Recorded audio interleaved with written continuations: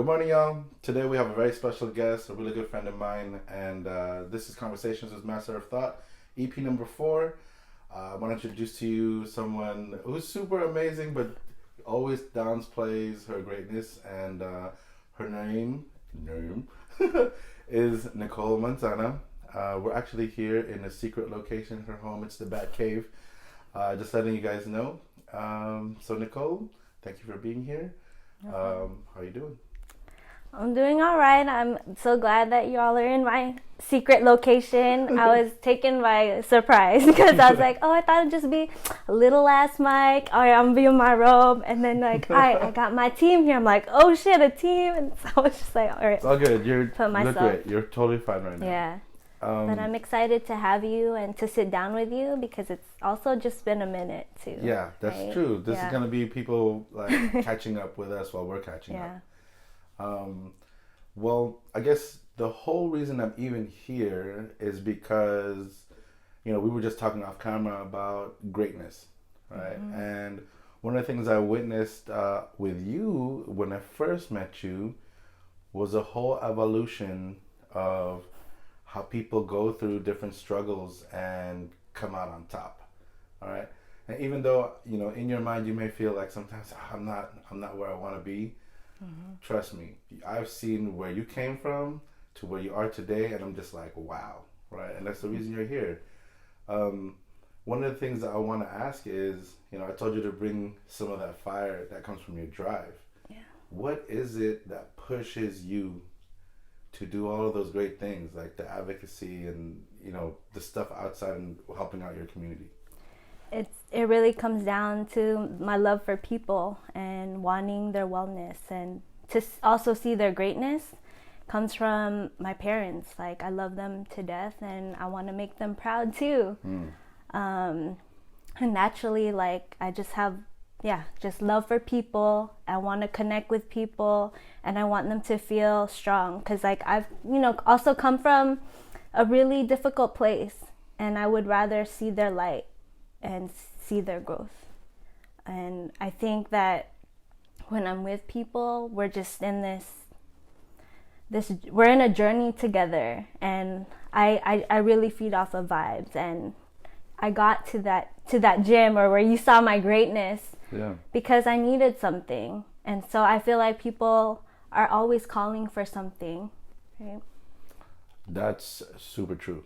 Like, one of the things that I've come across in my lifetime already is people come to me in a time of transition, right? They're either looking to change some parts of their self or change some aspect of their lifestyle that they don't like, or they're just, like you said, looking for more, looking for whatever it is. Like for myself, I also like helping people, because you're out there, going out to the community and kind of like pushing each other and trying to gain ground. What are some of the things and issues that you come across that really sparked your heart and your interest, and why is it that you're doing that? Well, when I was growing up, I was lucky to have ethnic studies teachers. So they taught like Filipino heritage studies. I found like a community space, and it wasn't until I got there where I learned my history. I started, to see educators reflective of who I am as a woman of color, as a Filipina. That's what inspired me. And then I started learning about the conditions in the Philippines. There's a current war there. And I learned about migration and so why are our people here in the United States?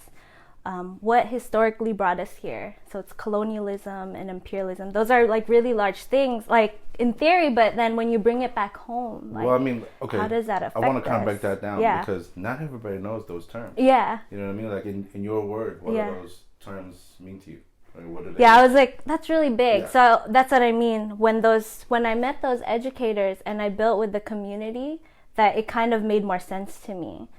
So in our history, you're like, oh, Manzana? Like, that's not a Filipino last name, right? Right. So the Spanish came in, and there's, really strong history of abuse, right? Right. With Catholicism. I mean, I'm not saying like the Catholic Church, I'm not out. Yeah. I'm just saying this is how history was. This is how it affects us today.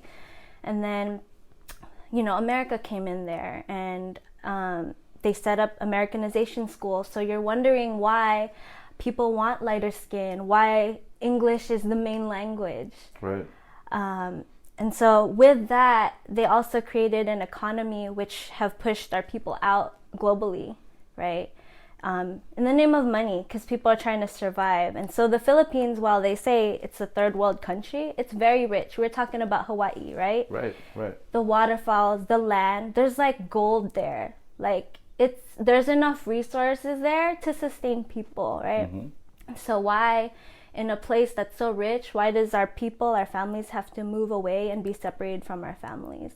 And so it hits me in that my parents, like my dad, when I was in college, like he hadn't seen his parents for many years, right?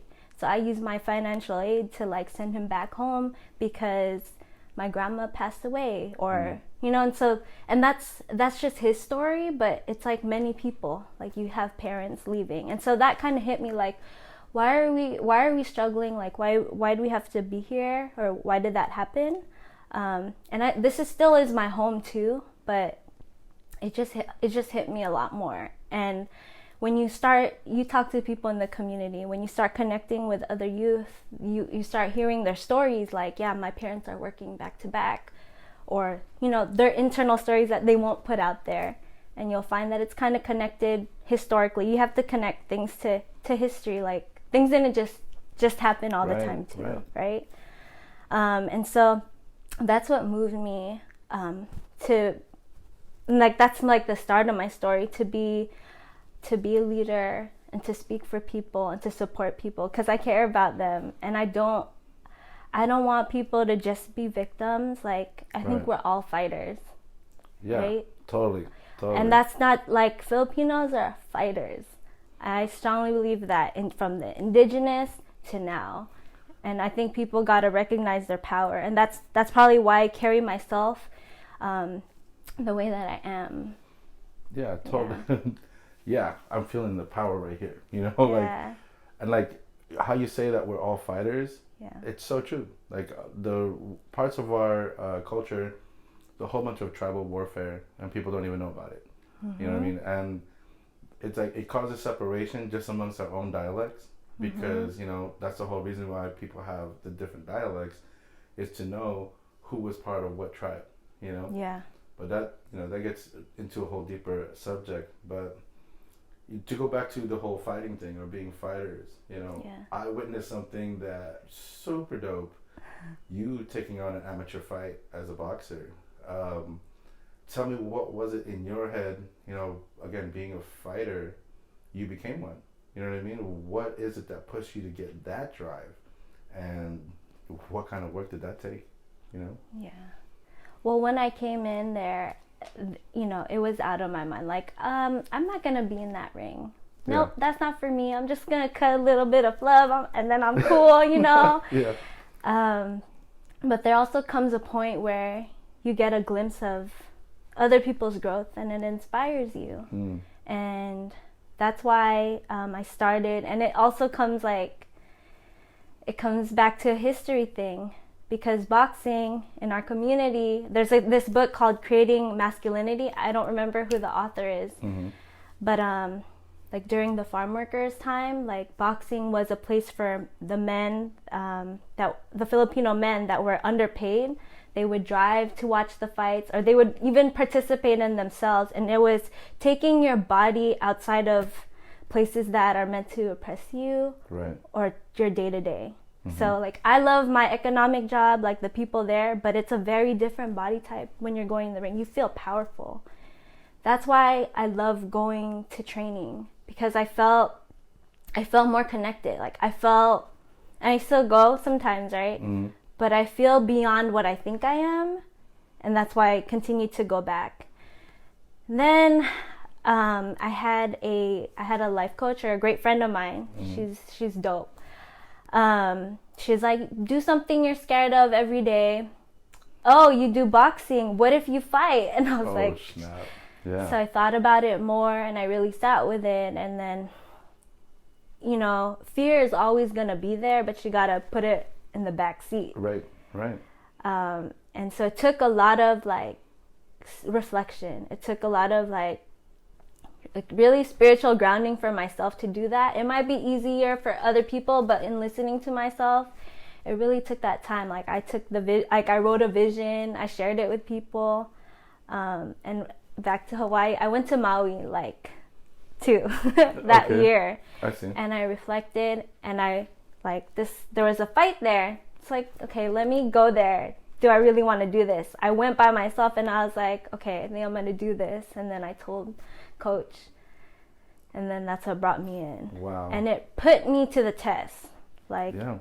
It really did. It really remolds you, because it's your body and your spirit. And so I had to really I disconnected myself from Instagram for a bit because I didn't want to be distracted. Right. I changed my eating habits, and I had to really sharpen my focus. When you want something, or when something's meant for you to grow, you start shifting. It's not even you sometimes. It kind of just happens, right? Wow. It happens for you. And I was also put to the test in that you have to believe in yourself. And I had to really, it wasn't even being in that ring is the hard part. It's the doubt that you have to fight. Yeah. First. Yeah. It's making the decision to do something and then fighting that doubt that's within you. And so every week when I would spar, it really put me to the test. And sometimes I would be frustrated. I know you were there on the outside, but I would be really frustrated because I wanted to, I always want to do well, but it was a learning experience. And when I did something super great, I always leave out that gym like, dang, I did that. I could do that. Yeah. And that's living, right? It is. And, and I want to, again, fight to represent people and inspire people. I feel that. I have to feel that. I mean, one of the main reasons why I continue, I don't know if you know, I've started a kickboxing program where I'm at, and I still continue teaching boxing, but I also do all that stunt choreography and stuff like that. These people come to me looking to do the same for you, like you did, to inspire other people. Because a lot of times, I think we don't have a lot of role models on TV. Yeah. When I say that, I mean this kind. Yeah. Right. It's it's come to a head now that because of social media, we're able to come out here and kind of let everybody see what we're doing, and to see all the different diversity that we can do, and not have to go through a media stream that blinds us from what we're actually really doing out here. Yeah. The other cool thing about you, which I totally witnessed on the gram, is you dance. And I have never seen you dance before. I wanted to ask you a while ago, where the heck did that come from? It's like a whole change up from just boxing, a hard style training to, I know that's physically draining at times, because it's dance, it's still moving your body around. What is it that you get from dance that's making your heart sing? Because I've seen you write a couple of poetic lines even. Do you know what I mean? Yeah. Where did that come from? Well, when you do community work or you put yourself out there a lot, you also need that repair too. You fight, you repair. And so I feel like the dancing made sense for me to kind of repair myself. And it's again a different body movement. And I love the vibe, with women out there. Yeah. The Bay Area, dancers just even coming together, it's also refreshing. Because it's just as hard because you go up there, they record you too, and it's back to that vulnerable space. And it's really that excitement of, hey, I did that, I can do that, and really testing myself. I'm just diving myself into stuff that's not always easy for me. Yeah. And it's been really healing whenever I go in that space. It's empowering. I see that. I mean, you know how you can capture things on screen that you can't really always just talk about, like your body movements, what I mean? There's levels of confidence there, but you can't know that just by talking to someone all the time, but the way people move, and then like for you to be able to even share. Because I remember there was this one post where you put up like something about like, I don't care what anybody else thinks. This is my page. I'm gonna do whatever I want. And I'm thinking like, who was hating on her trying to stop this woman to do her thing? You know what I mean? Yeah. Like, you guys are just starting up a fire that you don't want to, you know, to try and douse because it's not gonna turn off. You know, and like, I think one of the biggest points to today, like in all of like social media, is that we were just talking about it. Okay. The people, you know, who have a certain persona outside of their own Instagram or their social media, they're like living this whole shell life. Like they're like it's like an avatar online. And I just want to get like your view or take on why would people want to do that, and is that something like, you know, do you feel like those people have a longing for change too, or they're trying to live a certain lifestyle, or what's your take on that? I mean, at first it's like, yeah, when we're talking about like, yeah, it sucks, right? Yeah. But then again, I also think when you start fabricating your life, it comes from a place of insecurity or I don't know. Everyone has like traumas and triggers, and so it's feeding into what that is. So I'm covering this up because I might be hiding this. And so I love how you're doing this video because you're unraveling what that is. And it's also because we live in a world where there's not always safe spaces. Like, we're lucky enough to find or even create those safe spaces. Right. And so what we're seeing is just snippets of, yes, people's greatness too, but underneath that, like, they might be going through some shit. Yeah, too. like, you know let's what say, I'm like, saying?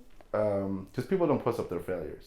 No, you know they mean? wouldn't do that. Right, it's cool to put up, or some like, do, but yeah, or like bloopers. When I say like bloopers, like I see a lot of people who do powerlifting, you know, and then like the strongest of the strongest, they fail too, you know, and then when I see one of the strongest of the strongest fail, you know, they take it in stride. It's just another day. But when someone else, like, you know, on a lower level powerlifter, you know, not as well known, they fail, they make a really big deal about it. It's like, why are you trying to create like the issue like you're more important in your failure day than you are on the day of your greatness? You know, it's like that's part of the process. I think a lot of people who are at the bottom think that by showing off only their best parts, people will be like, oh, you're super dope. Yeah. You know, then we get all the flashes of greatness, forgetting that those failures are part of that greatness. You know, you can't push that part forward without having that backup. Because every rep counts. You don't know which rep is going to get you the understanding to boost, you know, or to jump to that next plateau or level. Yeah. I like to call it level. You know, just to reference like, you know, Dragon Ball Z and stuff. But there was another thing I wanted to like ask you is like, how do you like navigate the whole like spirituality and how you do your self-care and how you understand energies and the universe and stuff like that? Like, what do you do for yourself that gets you to that grounding point besides like just the dancing and you know, stuff like that? So I don't go to church, but I do pray. You know, like I feel like we all have this internal dialogue and like, okay, it's with you. So, you know, sometimes I just meditate or I sit, or I really have strong people in my life that are like healers or just really strong spirits. So when I need that extra push, I'm just around them. And there's some people where I look at them and I just like, I want that. They're just walking in peace and in strength, and they just carry it on themselves. Yeah. Oh yeah. And so I know that I gravitate to that, and I feel like I'm an empath and I take energy, you know? Yes. And so if I'm gonna walk with you in this journey, I've chosen you so that we can be stronger and, you know, like centered. Yeah. And that's really what I do. I read. And I think that art, if it's martial arts or any art form, like that's also feeding into your spirit. You said it. You just pushed my button. You know what I mean? Like with all the background that I do, it's the same thing. Like I meditate also. Like, and people are like, oh, that's all that woo woo stuff, you know, that's crazy. But it's like, talking about that self talk, like, I feel self talk's really important. People, you know, oftentimes, why do we have a coach? You know, why do we have team members? Why do, you know, we have cheerleaders? Right? Those are things that we should actually be saying to ourselves, I feel. And from a day-to-day standpoint, like, you wake up, I think if the first couple of things you say to yourself is, oh man, it's raining, oh, this sucks, it's gonna be like that, you kind of set the tone for your whole day. You know, but if you like wake up and be like, here we go, let's get this art, this is the best day ever, you're right? Who's gonna be mad at, you know, like, that's like your coach, like, they're standing up right next to you. Imagine them like, hey, time to wake up. You know what I mean? Like, That's like true. because they're encouraging, because they're trying to get you to get to your greatness. You know, I think we need to do that too for ourselves. A lot of times, I feel a lot of people are bashing on ourselves a lot. For no reason. No reason. There's times when I'm training someone and they'll tell me, oh, sorry. And I used to do that too. I mean, it's a learning thing. Yeah, and I look at them and I'm like, did you just hit me? What do you mean? What are you talking about? And then people will just say it out of habit. You know, and you're talking about the whole oppression thing. Like, oftentimes I feel, what I find is like females say it more often than guys, right? And it's a way of saying like, I'm subservient, you know, in a way. But at the same time, it was kind of like brought upon them in the social climate that they're in. You know, like, there's a I think it's like a video on it. Somebody made a video where people say sorry for no reason. Yeah, and they'd be like, I was like, sorry. oh, is it me when I did that? I'm just like, did you catch that on camera the other time? But In the you see, gym. right? And I've always wondered why. But I think it's people trying to just fit in. You know, they don't want to make ripples or waves inside their little pond. But I think, like, by making those ripples and waves, you know, you can commingle your waves together instead of just trying to be still. Like, are they all right? We're not having fun. We're not moving. You know what I mean? Like, but, you know, like, when you're out here, that's how the whole life is. It's always going to be waves and frequencies kind of like combining together. And if people aren't on the same one, how can we test it? If nobody's moving, you just see what I'm saying? Nobody, you can never test it, right? Sorry. How about you see what I'm saying? So I feel like it's okay to test waters. You know, if you really do offend someone and you do mean that you feel sorry, then fine. But if we're just working out and all of a sudden you took one step to the left harder than you took a step to the right, why are you saying sorry for it? Like, you almost fell on your face. I should be trying to help you. You know? But I think I just want to say you're awesome, you know, and I think it's because every time I see you walk in, I feel like you're on a mission, you know, like a lot of people don't have a drive in their life, you know, and for some reason or other, again, that's why you're here, I see you driving towards something bigger, and I'm still excited to see what the rest of your evolution is. Do you have any future plans or like things that are coming up that I should know about? You know? Well, I'm glad you see that, and you know, it's true. Like, I'm always on that mission. Straight and up. right now it's really the planning phases of that, and it's always that. But what I do see myself is I want to be an educator in front of people, whether that be in an institution, in a school, or just somewhere else, and that's what I'm planning right now. I'm repairing myself. Like, as I was saying earlier, when you put yourself out there, you know, you also need some time to, how can I make myself better spiritually and hold space for people?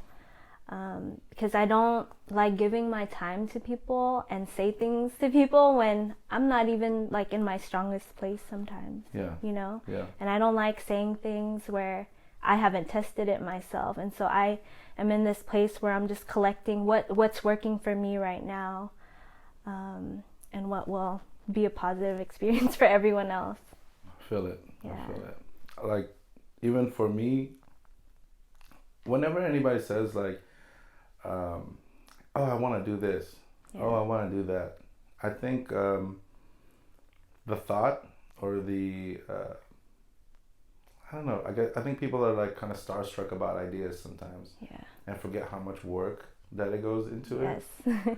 But I think, well, especially in your case, like because you're on a mission all the time, every step I see is going towards that. Yeah. But for many of the people out here, and that could be you watching this right now, take into consideration how much work it's going to be, where you want to be in the next 5, 10 years, and it's the present cases of what you're doing now that's going to get you what that future is in the next 5 to 10 years. And it's not easy. Yeah. And you have to keep going. Yeah. And that's why that internal dialogue, the people that you got around you, it's hard. It's very hard, like this. But when you get to where you want to be, like, ooh, that's a question. It's good, right? Yeah. It's good, but what happens after that? And so it's also like being grounded too. Yeah. You get to the top, all right, you won, what's up? And then what, That's it's so it's a non-stop. So you see me in this gym, you see me dancing, like, yeah, I'm just moving in these phases, but I always know, like, okay, what's next? But how's my emotional intelligence right now? Yeah. How's my body? Yeah. Like it comes with that, right? Ooh, so that was the word, because fulfillment. Mm-hmm. Like a lot of people I've found recently is just chasing money only. Yeah. Have you found it for yourself? Seeking fulfillment makes you feel better, but does that also come with a monetary value? After you feel like you found it. Can you rephrase that again? Yeah. Because like for myself, I want to give myself as an example. Yeah. There was a long time when I worked for like a delivery company, a Yeah. parcel company, and stuff like that, and I was really seeking the money. I was young then, and I wanted to be got to a supervisory position in less than 4 years and stuff like that, and I was just not fulfilled though. Yeah. Like the money was great. I didn't even, since it was salary, I didn't have to go in full 8 hours a day. Sometimes I would finish my work in 3 hours and go home. But in that environment, there were so many haters. I was probably only 22 years old at the time. And how does a 22-year-old tell 40 and 50-year-old men what to do every day? Yeah. Right. I was literally giving them, what their job was to do each day. Yeah. And I would walk by their trucks and I would just hear crap being said as I walk away. Every single day. Like, who the hell does this guy think he is? Yeah. Like, this young kid thinks he knows everything. Like, I've been doing this job for 40 years. I'm just like, in my head, I'm like, why are they going to get on my case when I'm trying to help them? Mm-hmm. You know what I mean? And it's just because of my age. I don't know if it's ageist or whatever, but I feel like they just had so much resentment for someone who was working hard trying to change their life, and because they were not given that opportunity when they were younger. But at the same time, they probably didn't go and take it. And so what I found was when I left there, I was actually more fulfilled doing a job for lesser money. It was a whole bunch more fun. Yeah. And I was still able to live, right? I still had just enough money to feel great. But what I was doing every day was so much fun, it wasn't really a job anymore. You know what I mean? Yeah. That's the angle I'm trying to say. Like, do you feel it's more important to go towards fulfillment, or is it necessary to always just go for the monetary value, when you're seeking fulfillment? Definitely the fulfillment part. I was like, obviously the fulfillment part, because how much time do you have in a day? You don't even know when you're gonna leave this world. Right. So it's definitely the fulfillment piece. You want to spend time that feeds you and feeds other. Like, I was taught, like, you don't always grasp to things because it's gonna hurt you. Right. Like, you need to be free. Holding it too hard. Yeah. Like, be open. Yes. But I also feel like if it comes to monetary, like, I would, love things that would sustain me too. But money's not the main thing that I'm out for. Right. At all. No, I feel that. Because again, I go back to my family. It's like my dream is that my parents can retire early, or that, you know, we went through so much to be here. And that's really it. It's the basic needs that I want. Home, food, you know, people I love. Ooh, that's okay. That's How much time we got, guys? About 2 minutes. Okay, perfect. Okay, perfect. This is a good note to end on. Okay. So especially being Filipino. Yes. The family thing is like a big deal. Yep. Now, how major is it for you? How major has it been a part of your success, you know, in being who you are today? Did they play a big part, and what gave you more inspiration, you know? Yeah. They're just hardworking as fuck. Like, to be honest, just really hardworking. Yeah. And when I was growing up, they wouldn't really share all the struggles. I would just kind of see it. And so it's just that work ethic, that drive, and I want that, and to see like their health kind of declining a little bit. Like, I want to support them, and that's what I value. They never forced me to be like this, but I don't know, when you can kind of inherit traumas, or you can feel like people's pain. Like, you might not even hear it. You can be around people and you'll be like, oh, why are they acting like that? And like, there's reasons. So that's why I kind of fight against that. Like, I feel my mom gets nervous sometimes. Yeah. And so I fight that. Like, I fight that shame. Like, I'm always fighting that because I feel that in my body too. That's really why I do what I do, to test it, to protect them, to make them happy. It's really all from a place of love, to be honest. Yeah, totally. Yeah. Totally. You're a straight up fighter. I so see it. It's like you have a warrior spirit, very similar to myself. Like, because you're fighting for your family too. And with that, thank you for being here. I know we just do this when we can, and it's like limited time sometimes, but like, this has been an amazing conversation.